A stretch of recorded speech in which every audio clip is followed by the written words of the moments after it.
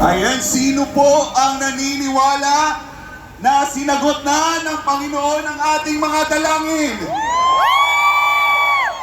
Sino po ang naniniwala na makakasama natin muli si Tatay Digong?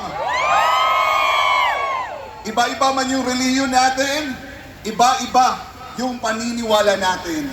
Pero dahil sa pagmamahal natin sa bansang Pilipinas at sa pagmamahal natin kay dating Pangulong Rodrigo Roa Duterte, tayo ngayon ay nagkakaisa dito sa Liwasang Bonifacio at sa iba't ibang bahagi ng bansa at maging kasama natin ang mga OFWs na patuloy na nagmamahal